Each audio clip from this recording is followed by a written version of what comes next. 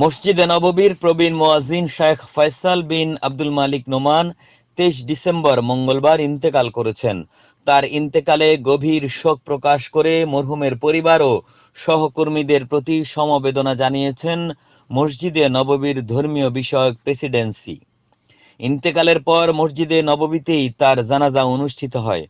পরে তাকে মদিনার ঐতিহাসিক জান্নাতুল বাকি কবরস্থানে দাফন করা হয়।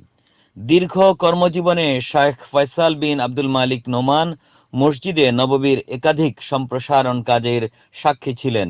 প্রতি বছর রমজান মাসে বিশ্বের বিভিন্ন প্রান্ত থেকে তারাবিহ ও কিয়ামুল লাইল পড়তে মসজিদে নববীতে সমবেত হন লাখো মুসল্লি। লাখ লাখ মুসল্লিদের নিয়ে অনুষ্ঠিত ঐতিহাসিক জামাতে আজানের দায়িত্ব পালন করেছেন তিনি। 2001 সালে হিজরি 1422 সন মসজিদে নববীর মুয়াজ্জিন হিসেবে নিয়োগ পান শেখ ফয়সাল বিন আব্দুল মালিক নোমান। তার পরিবার কয়েক প্রজন্ম ধরে মসজিদে নববীতে আজান দেওয়ার সম্মান লাভ করেছেন। তার দাদা ছিলেন মসজিদে নববীর মুয়াজ্জিন। তার পিতাও মাত্র 14 বছর বয়সে এই দায়িত্বে নিযুক্ত হন এবং 90 বছরের বেশি বয়স পর্যন্ত দশকের পর দশক নিষ্ঠার সঙ্গে আজান দিয়ে গেছেন।